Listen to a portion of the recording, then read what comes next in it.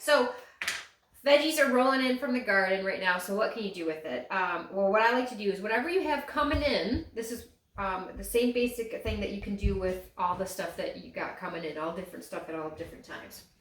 So I pulled an onion from the garden.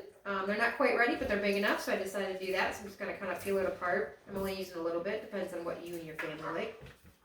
I had some beautiful cauliflower that has come in, some snowball cauliflower, so I put that there. I have some garlic scapes that I'm still trying to use up for stuff from the garlic. I found a couple of new potatoes that I accidentally picked while weeding. So a couple of those little bad boys in there. Not the one on the floor though. We're going to put those on there and we're going to cut them up.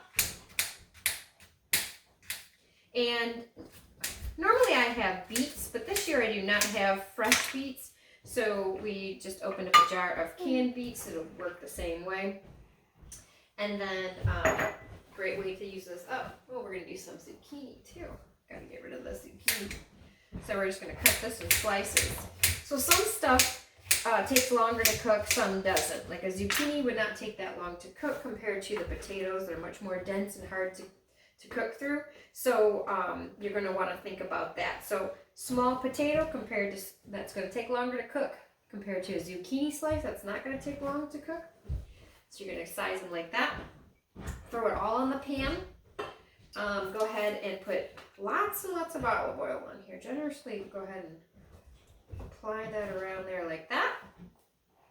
And then you're just going to want to toss it however you need to do it. You can put it in a bowl and toss it if you don't want your hands to get dirty. But, you know, olive oil is good for the skin, so it's all right. So you're just going to want everything to get nice and coated with that olive oil. Wipe off your hands. And my 3 things that I always like to use for spices is garlic salt, or garlic and salt, whatever you want. Pepper. Sprinkle that on there. And smoked paprika. Love the smoked paprika. So we're going to just generously coat that. And then you're just going to give it a quick toss like this. If you are able to render your own lard and you have cracklin. Cracklin is an amazing thing that I love. No one else seems to like it, but I sure do.